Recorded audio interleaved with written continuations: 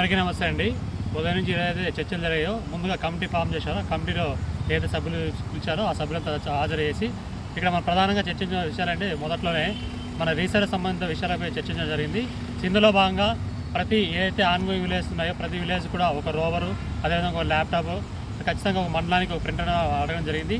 So వాటన్నింటి కూడా గత 6 నెలల్లో అయిపోతుంది కాబట్టి సో మీకు ఎటువంటి ఎక్విప్మెంట్స్ అవసరం లేదని చెప్పారు.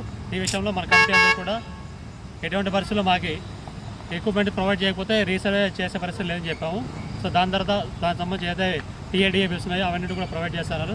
రీసర్వే చేసే ప్రతి విలేజ్ సర్వేకి ఇన్యాక్షన్కి ఒక టీఏడిఏ బిల్ అనేది, దాంతోపాటుగా అలవెన్స్ అయితే ప్రతి విలేజ్ సర్వేకి ఒక 5,000 ఇస్తారు. అదేవిధంగా ఏదైతే డిప్యుటేషన్ చేస్తారో ఆ డిప్యుటేషన్ విలేజ్ సర్వే కూడా ఫ్యూల్ అలవెన్స్ అనేది ఒక 5,000 ఇస్తామని చెప్పారు. సో వాటితో సంబంధించి కూడా మనకి అయితే మిగతా రెవెన్యూ స్టాఫ్ కూడా నాన్ కోఆపరేషన్ వాళ్ళు కూడా ఇన్వాల్వ్ చేస్తామని చెప్పారు. సో ఫినాన్షియల్ విషయం వచ్చేసరికి మన సర్వీస్ మ్యాటర్స్ ఉన్నాయి. ఈ సర్వీస్ మ్యాటర్స్లో కూడా సో మేము చాలాసార్లు డిస్కస్ చేయడం జరిగింది. ఏదైతే మనతో పాటు సచివాలయ వ్యవస్థ ఉందో ఎగ్జిస్టింగ్ జిఎస్డబ్ల్యూ వింగ్స్ అన్నీ కూడా ప్రతి డిపార్ట్మెంట్ కంపేర్ చేస్తూ సో వాళ్ళకి పే స్కేల్ ఉంది. సో కాబట్టి మాకు ఖచ్చితంగా అదే pay scale. So grade 1 promotion ఏదైతే ఉందో 5,000 దాకా ఖచ్చితంగా 5,000 పెట్టాలి.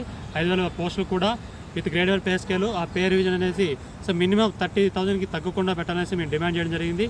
సో అందులో భాగంగా వాళ్ళు అయితే మన ఆర్జేడీ వెంకటేశ్వర గారు చెప్పేసి అందరూ కూడా డిస్కస్ చేయడం జరిగింది. ఏదైతే వీఆర్ ఉన్న పే స్కేల్ ఉన్నదో 25,000 2,000 క్రియేట్ చేస్తాము, అంతమంది ఇచ్చే కాదన్నారు. ఈ భాగంగా మన ప్రెసిడెంట్ గారు కరాకని ఖండించారు. మీకు వీఆర్ పే స్కేల్ ఇచ్చారంటే మాకు అదేవిధంగా ఆ రెవెన్యూ డిపార్ట్మెంట్ క్యాడర్ స్ట్రెంత్ ఇవ్వండి, లేదా పే స్కేల్ అనేది జిఎస్డబ్ల్యూ వింగ్లో ఉన్న ఆ పే స్కేల్ అనేది ఇవ్వండి. పే స్కేల్ జిఎస్డబ్ల్యూ ఇవ్వండి, లేదా రెవెన్యూ స్టాఫ్లో ఉన్న క్యాడర్ స్ట్రెంత్ ఇవ్వండి అని చెప్పేసి డిస్కస్ చేయడం జరిగింది. సో ఇందులోనే ఏదైతే మన మహిళా ఉద్యోగులు ఉన్నారో సో వాళ్ళు కూడా ఫీల్డ్ ఎగ్జామ్స్ నుంచి ప్రెగ్నెంట్ లేడీస్ ఉంటారు కదా, మరి ఎటువంటి ఇబ్బంది లేకుండా మనం హ్యుమానిటీ గ్రౌండ్స్పై కన్సిడర్ చేయడం జరిగిందండి. సో ఇక్కడ చర్చలు అనేది చాలా సమయం జరిగింది. సో అందులో మనకు అంత సాటిస్ఫాక్షన్ అనిపించలేదు. దాని తర్వాత మేము బయటకు వచ్చాం. రెవెన్యూ మినిస్టర్ గారు కూడా వచ్చారు. సార్ ఒకసారి మనం అయితే రిప్రజెంట్ చేసామో ఆ లెటర్ని సార్ ఒకసారి ప్రిపేర్ చదివారు. చదివిన తర్వాత మనల్ని సో పిలిచారండి. మన ప్రెసిడెంట్ గారిని అదేవిధంగా మన అధ్యక్షుడు ఉన్నటువంటి కమిటీ సభ్యులందరూ పిలిచారు. సో పిలిచిన తర్వాత తమ్ముడు మీ సమస్య ఏంటి, సో మీకు ఏం కావాలా సో సార్ అని ప్రతి కూడా అడగడం జరిగింది. సో ప్రతి పాయింట్ సారు లెటరేట్లో 1, 2, 3 సార్లు చదివారు. సో చదివిన ప్రతి చోట మనం అడిగింది అంటే సో ఎక్విప్మెంట్స్ ప్రొవైడ్ చేయమని చెప్పాం. ఎక్విప్మెంట్స్ ఇమీడియట్లీ మనకి బడ్జెట్ ఉంది కదా, వీళ్ళు అయితే పెండింగ్ బిల్స్ ఉన్నాయో బిల్స్ ఇమీడియట్ ఇచ్చేయండి, టీఏడిఏ బిల్ ఇచ్చేయాలా, ఎక్విప్మెంట్స్ కూడా ప్రొవైడ్ చేయండి అని చెప్పేసి మన డైరెక్టర్ గారు చెప్పారు. సో మిగతా వాటి కూడా మనం చర్చించడం జరిగింది. సో ప్రధానంగా మనం అయితే గట్టిగా ప్రెస్ చేసి చెప్పిందంటే ఈ బేసిక్ పే అనేది ఆ ప్రమోషన్ ఫిక్స్ చేసి సో వాటికి బేసిక్ పే అనేది ప్రధానంగా చర్చించడం జరిగింది. పదే మన ప్రెసిడెంట్ గారు కూడా సార్ మాకున్న ఏదైతే క్లాస్ వస్తుందో మిగతా సచివాలయ ఉద్యోగస్తులకి 10+2 ఉన్నా కూడా వాళ్ళు 30,000 ఇస్తారు. మేము ఇంత టెక్నికల్ క్వాలిఫికేషన్ ఇంత హార్డ్ వర్క్ చేస్తున్నాం, మాకు టెక్నికల్ పే స్కేల్ లేదు. అదేవిధంగా బేసిక్ అనేది 1000 పాటు 20,000 పెడుతున్నారు. కాబట్టి మాకు ఎట్టి పరిస్థితుల్లోనూ ఆ బేసిక్ అనేది ఖచ్చితంగా గ్రేడ్ 1కి 30,000 కావాల్సింది అనేది గట్టిగా సార్ పట్టుబడి చెప్పారు. సో ఇక తర్వాత మన డైరెక్టర్ గారిని పిలిచి ఏంటి ఇష్యూ ఉంది, వీళ్ళకి మిగతా వాళ్ళకి ఇచ్చినప్పుడు వీళ్ళకి ఇవ్వడానికి సోర్సెస్ ఏమైనా చూడండి, మీ ఎన్ని రోజులు టైం తీసుకున్నారు. మన డైరెక్టర్ గారు అంటే ఒక 1 వీక్ 10 డేస్ టైం పడుతుంది సార్, నాకు February 15 దాకా టైం ఇచ్చానంటే నేను ఫుల్ సేఫ్ వర్కౌట్ చేస్తాను సార్. ఆల్రెడీ ఏదైతే ఏఎన్ఎమో వీళ్ళన్నీ రిస్ట్రక్షన్ చూస్తున్నాను, అవన్నీ అనలైజ్ చేసి వీళ్ళు ఖచ్చితంగా న్యాయం చేస్తాను అడగడం జరిగింది. సో అదేవిధంగా మనైతే గ్రేడ్ 1కి ఎండిఎస్ పోస్ట్ మొదలు ఇంటర్మీడియట్ పోస్ట్ ఏదైతే ఉందో స్పెషల్ గ్రేడ్ సర్వేరు, ఈ స్పెషల్ గ్రేడ్ సర్వేరు కూడా మనం 3,000 రిక్వైర్ చేయడం జరిగింది. సో అందులో సాధాలు చూసుకొని 2,500 సో ఖచ్చితంగా ఇస్తాము. సో దానికి కూడా మన ఎండిఎస్ పే స్కేల్ ఏదైతే ఉందో 34,500 ఏదైతే ఉందో సో దానికి 1 ఇంక్రిమెంట్ తక్కువ చేసి ఆ పే స్కేల్ ఖచ్చితంగా మేము డిమాండ్ చేస్తాము. అది ఫైల్ పుట్అప్ చేస్తున్నారు. అదేవిధంగా అడోక్ బేస్ మీద కూడా ఎండిఎస్ పోస్ట్ ఆడడం జరిగింది.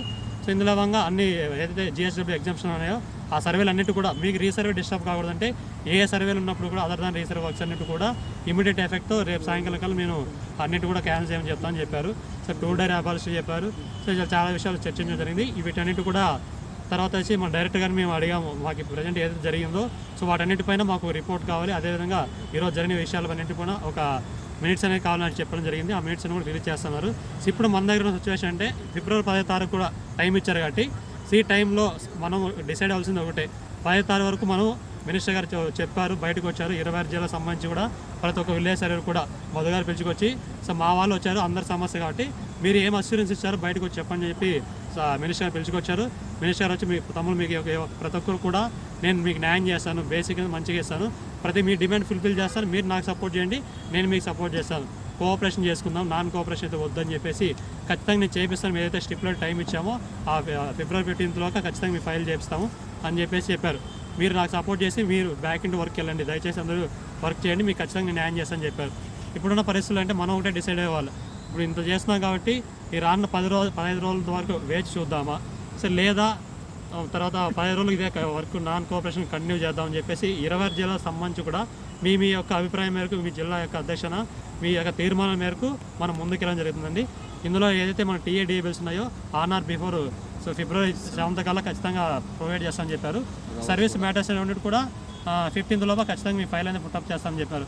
సో కాబట్టి ఇలాంటి సిచ్యువేషన్ ఉన్నప్పుడు మినిస్టర్ గారు ఒక అస్యూరెన్స్ ఇచ్చారు కదా, సో మీరు ఒకసారి థింక్ చేయండి అని చెప్పేసి మన డైరెక్టర్ గారు అందరూ చెప్పారు. మనం ఇప్పుడు ఆ సభ్యుల యొక్క శ్రేయస్ గురించి ఆలోచించి అన్ని విధాలు మనం థింక్ చేసి అన్ని ప్రాస్పెక్ట్ ఆలోచించి మనం ఒక డిసిజన్ తీసుకోవాల్సిన అవసరం అయితే ఉంది.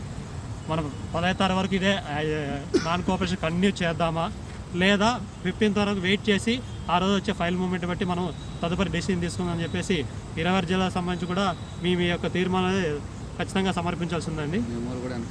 అదేవిధంగా మన ప్రెసిడెంట్ గారు చెప్పారండి, ఇప్పుడు ఏదో చేస్తాం కార్యాచరణ ఇందులో చాలామందికి అది అటెండెన్స్ ఆబ్సెంట్ అనేసి అది వాళ్ళకి అబ్స్కాండ్ చేశారని చెప్పేసి మెమోలు ఇచ్చారు, సోకా ఇచ్చారు, ఇలాంటి యాక్షన్ తీసుకున్నారండి.